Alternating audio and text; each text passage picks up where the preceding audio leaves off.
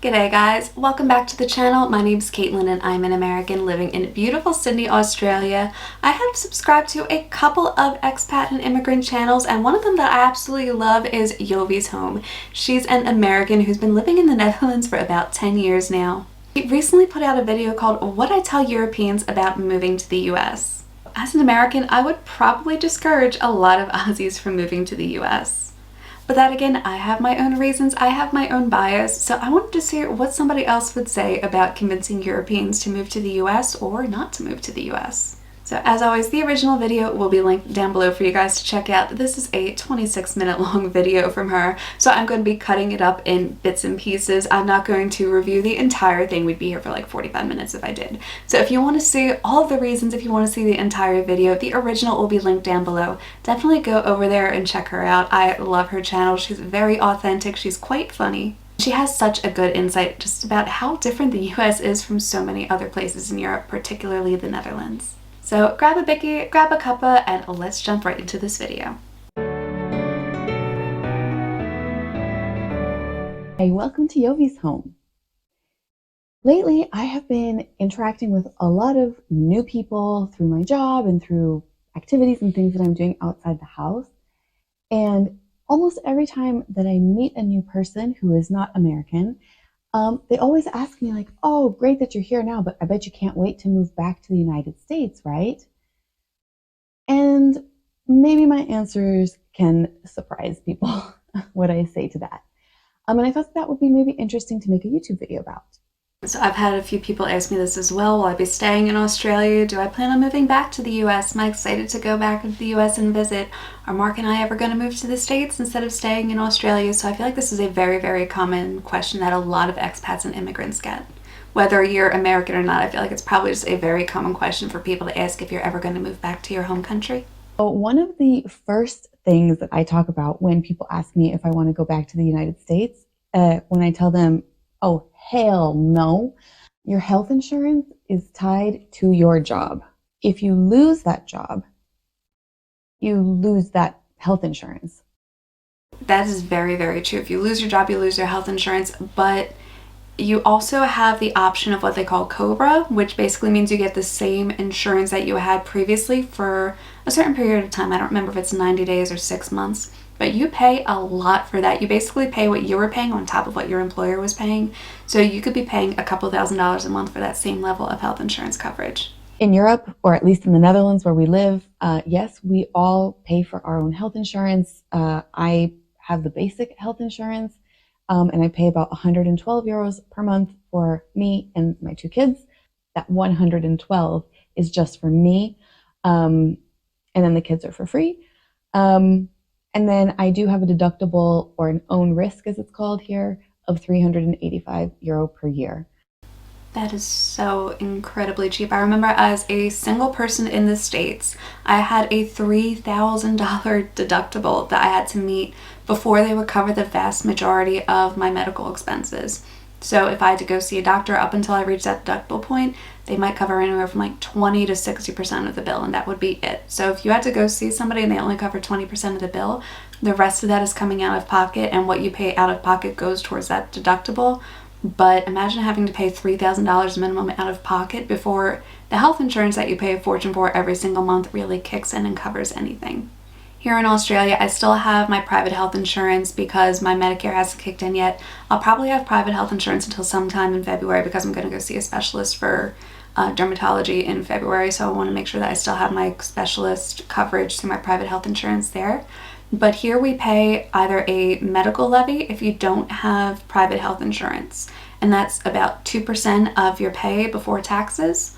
Or if you have private health insurance, it waives the Medicare levy over here, which is about 2% of your pay. But that's it. You don't have to pay for health insurance. You can see majority of doctors for free. Specialists are, for the most part, very, very reasonable, and you do get a good chunk of that money refunded through Medicare as well. health insurance here in Australia is so much cheaper than it is over in the States, and it covers so much, and people don't go into bankruptcy for medical debt over here in Australia. It's amazing, and it's also really scary because I know so many Americans who have health problems who are paying a fortune for their health insurance already, and I honestly don't know how they're able to make ends meet and get by. Thing that really discourages me from moving back or ever having a desire to move back to the States is the work-life balance. I feel like, certainly in the Netherlands, but in other European countries too, there is much more emphasis on having like a proper work-life balance. Absolutely, and it's so similar over here in Australia too. You have such a better work-life balance over here. I think like the typical work week is like, what, 38.75 hours or something like that. So for a lot of people, it's not even that full 40-hour work week. On top of that, you have 4 weeks of paid holiday leave over here. You have paid sick time over here. It boggled me when I saw my very first work contract and saw 4 weeks of paid vacation. I actually went to Mark and I'm like, oh my God, they're so generous with this. I can't believe it. He's like, that's the legal minimum. Like, they're giving you the bare minimum of paid time. It absolutely amazed me over here just how much vacation time you get, how well traveled Aussies are as well. Like, it's really, really encouraged for people to go out and use their paid holiday time and go travel around a little bit. It's very, very common for people in their teens and 20s to go backpacking for a year or to take a gap year before they decide to go to uni. On top of that, you don't need to work like 3 or 4 jobs just to make ends meet over here.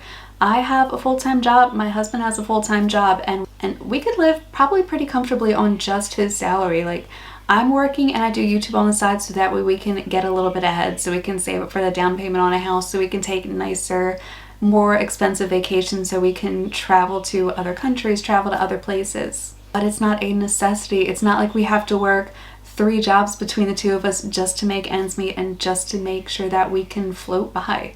There is the ability for parents to take a parental leave day. Typically, this is unpaid. I know there are some changes happening right now in the system where I think some of those days will be paid. However, let's just presume that they're unpaid because my point is still the same. You can be a lawyer, a doctor, a professor, a teacher. You can be a nurse. You can be whatever. Like, pretty much any job in this country, you're able to ask to have a parental leave day. That is pretty outstanding compared to what you get over in the States. I know so many people who have to rely on retired parents or friends and family, aunts, uncles, siblings, to help with the daycare needs, to help with their kids. I mean, it really, really does take a village, but it takes like an entire city over in the States because you're not able to really take time off. I mean, if you've had kids, think about how often they get sick, especially from the time they're going into kindergarten up until like elementary school, like maybe year 7, year 8. How often do they get sick? How many sick kids are they around? They're being exposed to germs that they've never been exposed to before. They're getting colds, they're getting flus, and of course they bring that sickness home. So not only do you have to take care of a sick kid, if you're sick yourself or if you get sick because your kid was just sick, there's all this extra time that you are not able to take over in the States.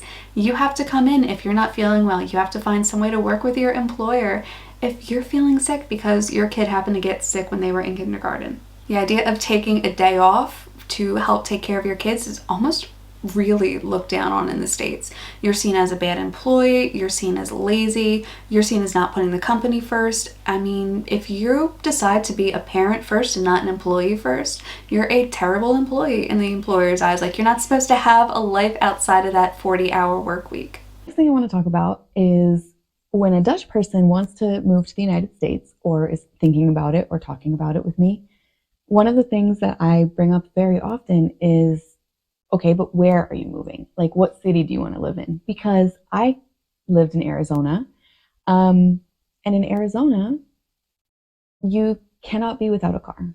Like, I mean, maybe you can, but it's very difficult. Yeah, there is this, I feel like it's much more understood how big the US is, how varied the US is. I mean, Arizona, like Scottsdale, Arizona, maybe, where you need a car to get around, would be the exact opposite of a place like New York, where having a car is going to cost you a lot of money. It's not really necessary. You can walk places. There's public transport that's pretty, very readily accessible. I only owned a car for like 3 months over in the States when I lived in Philly. Otherwise, I took public transportation, or if something was a little bit of a distance, I took an Uber. And that was perfectly reasonable. I didn't have to pay for gas. I didn't have to pay for insurance. I didn't have to save up to actually buy the car in the first place. And all that was much cheaper than if I had gone and bought a car, even like a pretty used car that was reasonably priced but was still running well. It was still cheaper for me to do that than it would have been for me to get a car. So for 30 years, I pretty much relied on public transport, and it was workable for me. But I know if I lived 20 minutes over the bridge in Jersey, that would not have worked at all. You absolutely need a car in places in Jersey, but there are some places, especially if you want to live in a bigger city, where having a car might not be the most functional. It might not be the most financially reasonable option for you. So you are going to have to figure out where you want to live. What type of weather do you want to be around? Do you want to live in a really busy city? And can you afford to live in a busy city? What are you going to do for work? Because if you're somebody who doesn't really have any skills, you're probably not going to be able to afford a flat in Manhattan. Also, there are some areas that are so much cheaper to live than others. And do you want to live out in the country? Do you want to live in a mountainous area? Do you want to live near a beach? There are so many things that you need to consider when you're going over to the States. Your life without a car. Certainly there are some cities, New York, Boston, Chicago, that have some kind of public transportation infrastructure, but it is nothing like how we have it set up in the Netherlands, where you have absolutely reliable, good public transportation that can get you to work and back, or you can be on your bike. The bicycle infrastructure here is amazing. So you don't have to have a car. And a lot of people and a lot of families just go their whole life without having a car, and they're fine here. Your grocery store is in your neighborhood. You can walk to the school. You can, everything is kind of that you might need is in your neighborhood, and things that are not in your neighborhood that you might need, you can get to with public transportation. And I think that would be a really big adjustment now. So it's probably more of a shock for Europeans, particularly people who live in the Netherlands, than it would be for Aussies. Maybe if you were somebody who lived very, very close to, say, the CBD areas or some of the really, really nicer areas in some of the bigger cities, it might be a little bit more of a shock if you don't move to a big city over in the US. But I feel like a lot of Aussies, they have cars. They're used to having to drive all over the place because Australia is huge. Even though there are plenty of places that are walkable, like for the most part, I can walk to my doctor's office, I can walk to the shops, I could walk to the grocery store. It's still a little bit easier to take public transportation here, or I also know a lot of people who have cars. And it's also very, very common in Australia for people to have motorbikes as well. And I'm not saying this just because I married somebody who is like a motorbike enthusiast. I see it everywhere on the roads here. There are so many people that have motorbikes as a mode of transportation here as well. So for Aussies, that might not be as much of a shock, but I think it depends on if you're coming from specific situations, maybe situations where you've never had to drive, places where you've only lived in a city where you can walk or take public transportation. It might be a huge shock if you go over to certain places in the US and find out that you do need a car, even if it is a pretty big city like Scottsdale, Arizona. Another thing, and this is a little bit hard to talk about because I'm not really sure how to phrase it, so I'm going to just try. But I find that when I go to the United States, whenever I'm there for like a week or two or whatever, however long I'm there, I feel like I live in this constant state of anxiety. I'm scared. I'm nervous. There's something that doesn't feel safe for me when I'm in the States. Probably it's, this Second Amendment that is so important to Americans, and everybody being able to get a gun and have their gun and all their guns and getting their guns in Walmart. It really creates a feeling of unease and anxiety within me, maybe also within you. It's uncomfortable. And when I'm there, maybe I don't notice it as much as when I come back to Europe or to the Netherlands and my plane lands in Amsterdam and I'm just like, So I completely understand where she's coming from. I'm not somebody who's typically anxious or anything like that, but when we went over to Hawaii, there were a couple times where I felt a little bit anxious and a little bit uncomfortable, and Hawaii is very much a relaxed, pretty laid back state compared to a lot of other ones. And we're planning a trip to Philly, which is my hometown, born and raised, grew up there. I know the areas, I know the streets, I know the neighborhoods, I know the good and bad places, but I'm still very, very nervous about going over there. Partly because my husband does have that Aussie sense of humor and that outgoingness and friendliness, and there's a bit of dry sarcasm to Aussie humor that if you're not used to it, it can get you in some hot water.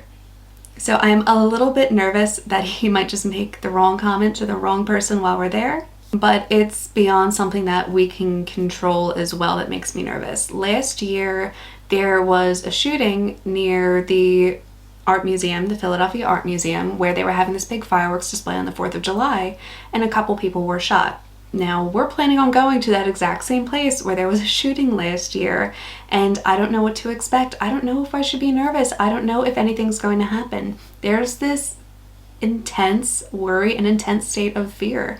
Like, I'm also sitting there telling Mark, if we go on the subway, you're going to have to keep your mouth shut. Like, do not look at people, don't stare at people, don't talk to people. Because it can be unsafe. You have no idea if somebody has a gun on them. You have no idea if somebody has a weapon on them. I've been on trains, I've been on subways where I've seen people with a gun in their pocket or a knife in their pocket, and I've had to leave. I don't know what to expect. I mean, I've only been away for a little over a year. It'll be about a year and a half when we go over there, but there was also post-COVID time where I wasn't really going into the city that much. It's almost like for the last 3+ years, I don't really know what to expect when it comes to things like public transportation, what to expect in the cities anymore. That makes me so nervous and so uncomfortable, and I don't have that worry over here in Australia. Am I safe? Yes. Are there bad things that happen in Australia? Of course, but it's not at the same level as the States, particularly with shootings. And I'm already feeling a bundle of nerves going over there because I'm more worried about something happening to Mark than I am something happening to me, because I know these places, I know these areas, I know how to be safe. I've literally been trained to do this since I was a kid, and he has not. So I don't know what it's going to be like for us. I don't know what to expect. I'm hoping it'll just be a nice little holiday where we don't run into any hiccups or run into any problems. But if we do run into any problems, I'm worried about them being really, really bad. So I haven't even left Australia yet, and I'm already feeling this anxiety. I'm already feeling these nerves going over there. So it is going to be a huge shock to my system once we go over. I will definitely be doing a video. I'll definitely try to film some videos while we're over there, but I'll definitely be doing a video when we come back about the reverse culture shock of what it feels like being back home in my hometown, in the city that I think back in like 2021 had the 12th highest murder rate out of all the major cities in the US, compared to what it's like living out here in Western Sydney, which I know a lot of people say is dodgy, and you can get a lot of bad areas out here in Western Sydney. Compared to the States, I feel so much safer here in Western Sydney than I did back home in Philly. I'll definitely be doing a few videos like June, July, August. Expect a few of those coming out, you guys. What it's like prepping for this trip, what to expect going over to Philly, what our itinerary is going to be like, a couple vlogs of what it's like over there, maybe do a couple videos if I can get Mark to agree to it, and hopefully don't get my stuff stolen if we decide to film outside. Maybe a few videos outside as well, and then videos coming back what the reverse culture shock is like, what it was like for Mark, what his experience was like actually being in a major city over in the States. We'll actually be going to New York as well, so technically 2 major cities, and we're going to Houston for a day, so 3. If you're a Dutch parent and you're planning on moving to the States and you have a young kid, like I do, I have 2 small kids, forget that freedom of letting them go to school on their own the way that they do here. Here you see really like 1st, 2nd graders cycling on their own to their neighborhood school, not a parent in sight. And that's okay here. That is not okay in the States. So I'm obviously not a parent over here in Australia, but I've seen a lot of kids going to and from school, but they tend to be a little bit older. I'm talking like at least year 4. So I don't know if this is common in Australia, if you have to do like the pick up, drop off for younger kids. I know that there are buses that pick up over here in Australia as well. I'm not sure again what the year is. This isn't really something I can comment on. I don't have experience. So if you have kids or grandkids, let me know down below, like, what year are they in? Are they able to get to school by themselves? Is there a bus that picks them up? Do you have to do pick up and drop off? And does it matter if you live in like a tighter like city area or maybe a suburb, or if you live out in rural Australia? Definitely let me know, because I'm really curious about what it's like out there. I would not feel comfortable to let my kids go to school in the United States. I think that we would have to look into something like homeschooling, which is something that is certainly more prevalent in the States than it is here in the Netherlands. But really, like, the fact that we as a society are becoming desensitized to all of the news about school shootings, like all the time, says something that there's a problem, to me at least, in the society. This is not normal that there are multiple dozens of school shootings each year. Yeah, I absolutely agree with her point on this when it comes to teaching your kids and needing to homeschool your kids over in the States because you're worried about their safety. And Mark and I were talking about whether or not he would move over to the States or if I would move over here to Australia. That was one of the things that came up in conversation. There was a lot of things that came up in conversation. It certainly wasn't the main deciding factor. But one of them was, what if we have kids? What are we going to do as far as schooling them? Because it's not like we'd be able for one of us to stay home to homeschool them. But at the same time, you'd be sending them to schools where you don't know if they're going to come home at the end of the day. And that's terrifying. Like, that's not something that any other country in the world has to worry about, whether or not their kid is going to get shot while they're in school. And as somebody who has friends back home who have young kids who are going to be going into kindergarten in a few years, it breaks my heart to think that that's something that my friends are going to have to worry about, whether or not my goddaughter is going to get hurt in school, whether or not their kids are going to get hurt. I mean, this isn't something that any other country in the world has to worry about, and there are so many Americans who shrug it off like it's not a problem, and it's so frustrating. I don't know when it became okay for somebody's right to bear arms to be more important than a kid's right to come home from school at the end of the day. Says something that there's a problem, to me at least, in the society. This is not normal that there are multiple dozens of school shootings each year. I mean, it's not even like, I would not feel comfortable, and I would not take the risk of letting my kids go to a school just out of fear of school shootings. Oh, sure, they have the drills, they can learn about all of these like protective things that can happen, what you do if there is an active shooter. I really am happy that my 4-year-old and 5-year-old and my 7-year-old kid, that they don't know any of those drills, that they don't need to know those drills, because that is not something that happens here. Again, I recognize that it can. It will be so interesting in 20 to 30 years' time to see what sort of trauma this has put American kids through, having to learn these sorts of drills, these sort of active shooter drills at such a young age, because the reality is, yes, there are a lot of 4 and 5 and 6-year-olds who don't completely understand what is happening when something like that goes on. But what happens when somebody is 8, 9, or 10 and they're able to understand mortality? They're able to understand that there are people that go into schools and shoot up kids for no reason. What is that going to do to the psyche of American kids in 20 to 30 years? What is American society going to look like if kids have had that drilled into their heads? Because this is so different than the shelter-in-place terrorism stuff that we had to do as millennials growing up. This is so different from the Cold War era where kids would have to hide under their desks. Yes, to a certain extent, you deal with that level of mortality. You understand why you're doing it, and it's really sad to see that this is something that American kids have to go through, the idea that somebody can come into their school and shoot them.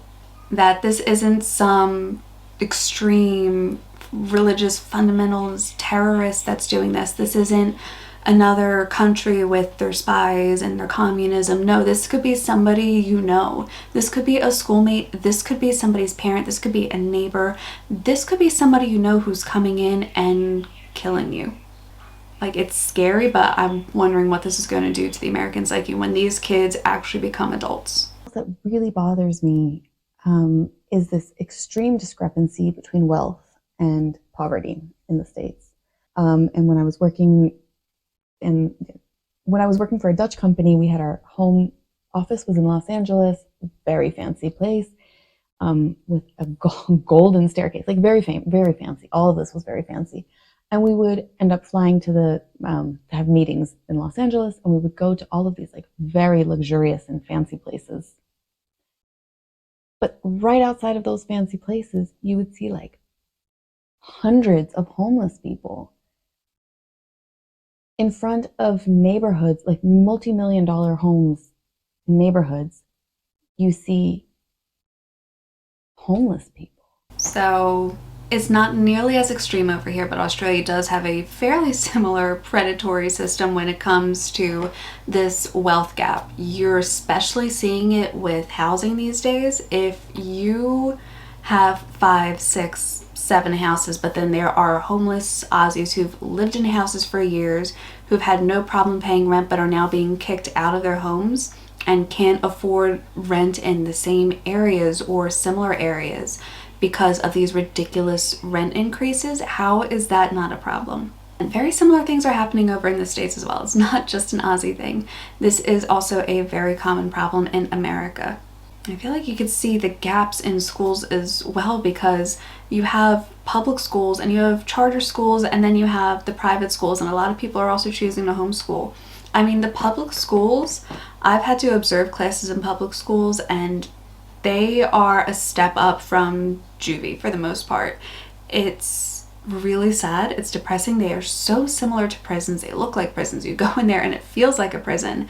And that is what our kids are dealing with all the way up until they're 18 and they graduate, if they're even able to graduate.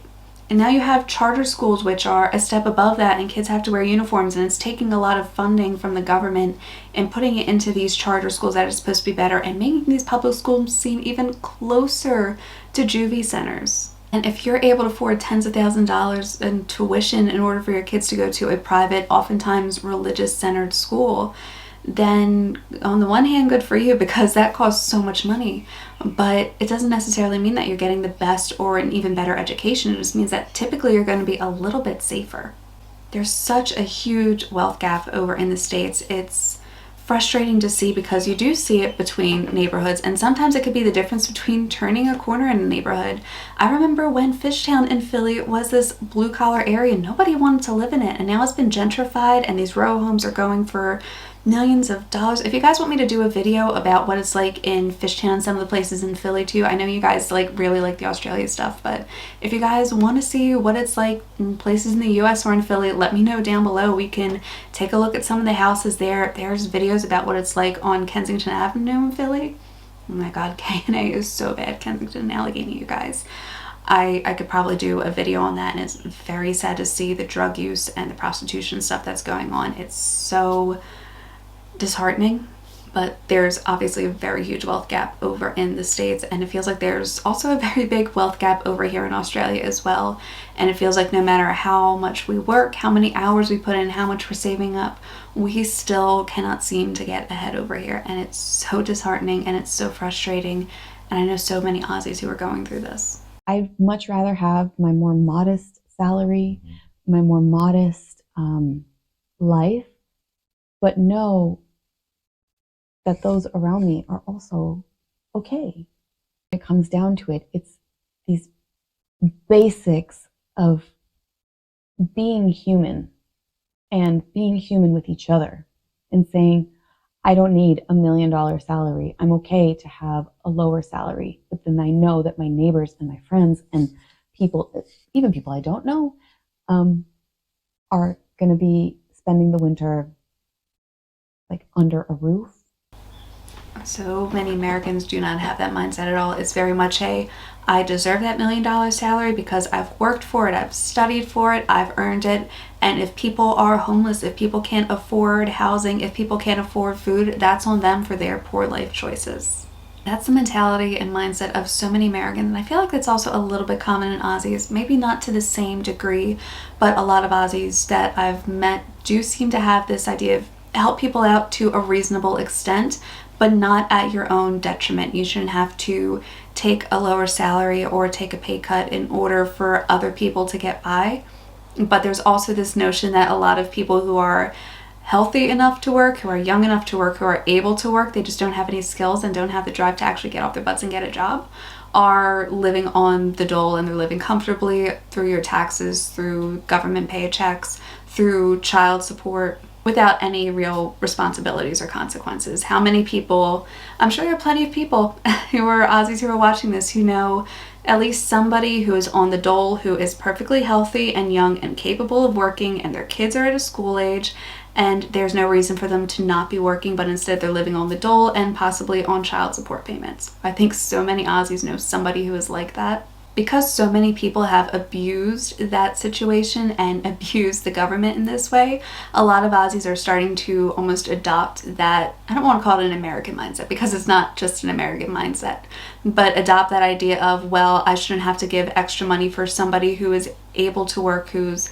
physically able to work, who's young enough to work, just because they choose not to. I shouldn't have to sacrifice what I've done, what I've earned, in order for somebody else to basically live off of my dime without having to do anything. I feel like a lot of Aussies here do respect work and work ethic. If you put the time in, if you learn, if you put the money in order to get TAFE courses done or whatnot, if you're able to learn skills on the job, they value that and they appreciate that. They don't like being taken advantage of by people who are too lazy to contribute to the system. And I'm not talking about people who are unhealthy, who are disabled, who are just going through a rough time, who have to be on job seeker, who are recovering from surgeries. There's all these other instances, which is the reason that those support systems are there. And then we know people who are probably in their 30s and have never held a job in their life because they figured out ways to get on the dole and never get off of it, despite the fact that they have no health issues, no health concerns. They just know how to milk the system. In the Netherlands, we're seeing news about all of these advancements that we're making. And when I compare that to the United States, where I feel like it's going backwards, the whole conversation about women's healthcare and abortions and access to this medically necessary and oftentimes life-saving treatment for a lot of women. And even if it's not, again, it's your choice what you want to do. But the fact that rights, instead of being added and the American society moving forward and making progress, I feel like it's going backwards. So this is something where I can't necessarily comment about Australia in particular. When it comes to this, I don't know what laws and whatnot are being put in place in the Netherlands as well. But when it comes to women's healthcare in America, I 100% believe in women's choice. If you don't like it, if you don't agree with it, and you want to go at me in the comments, go for it. If you want to unsubscribe, go for it. We live in a free country. This is a pretty free community. I don't regulate your guys' comments. I'm atheist, I'm not religious, and that's nowhere in the Bible does it talk about abortion. Nowhere in the Quran does it talk about abortion. Nowhere in any religious text does it talk about abortion. And there's no scientific proof that a soul even exists. And abortions are part of women's health care. That's a right over here in Australia. I'm so glad to live in a country where that's not up for discussion. That's not something that's debated. That's not something that politicians are getting their noses into. I'm very fortunate in that I've never been in a situation where I've needed to have an abortion, but I know plenty of people who have. I know people who would have considered it. I know people who have regretted not having abortions, as sad as it is, because they had kids that they couldn't really afford, kids that they didn't necessarily want, kids with people they didn't want to have children with, kids who were born out of rape or incest. It's sad, it's disgusting, and the fact that that's now being taken away in so many places in the States is abysmal. It's absolutely disgusting, and I'm so glad that Australia that isn't a concern. My mind that there are ingredients in food that Americans are eating every single day, including some of my favorite foods. Like, I definitely ate them. Kraft mac and cheese. So good. But you know what? There's ingredients in that food that is banned in the EU, like in the entire European Union. So, why is that? There are so many more protections here for the common person. It is not about a company that has so much money that can lobby to governments to get their agenda passed at the cost of human lives or at the risk of harming people. In Europe, they're just like, no, no, sorry, your bottom line or your how much money you need to make or want to make, your shareholders, that is not more important than making sure that our society overall is healthy. So again, I can't really talk too much about Australia because I don't know if there are like American preservatives that are banned over here in Australia or how that works. But typically it's well known that American junk food, American processed food is so much more unhealthy. Even American meats tend to be so much more unhealthy. Like what is considered organic meat over in the States is regular meat over here in Australia. Like organic meat in Australia is so like refined and particular about how the animals are raised and what sort of food they're given. Whereas over in the States, it's like, oh yeah, organic. It was raised on a farm and actually got to walk around a little bit and wasn't raised in its own feces. Like that is what organic is in the States. It's so bizarre. Yeah, I can't speak to the preservatives and whatnot in Aussie food, but typically Aussie fruits, vegetables, meat is such better quality than it is over in the States. And I'm not talking organic to organic, even though it is definitely much better quality organic food over here in Australia. I'm talking just your regular cheapest pack of chicken breasts that you can pick up over in the States compared to chicken breast, also called chicken fillets over here in Australia. The quality in Australia is just so much better. So that's it for this video, you guys. Definitely going to give this a like, and I subscribed to Jovie's home a long time ago. She has such a good channel. I highly recommend you guys check it out, even if you're not all that interested in the Netherlands. She has some amazing points, and I feel like some of her videos are just so good, you guys, and so insightful. So definitely go check out her channel. I will have this video linked down below, and like I said, I did chop this one up a little bit because it was so long. So if you want to see her full-length video, definitely go over there. I think the full video is absolutely worth the watch. I'm sorry I couldn't put it in this one, you guys, but it would be like a 45-minute long video if I did, and I just do not have the energy to edit all of that right now. That's it for this video, you guys. I hope you liked it. If you did, please hit the like and subscribe button because it really, really does help support me and help support this channel. I really appreciate it, you guys, and I will see you in my next video.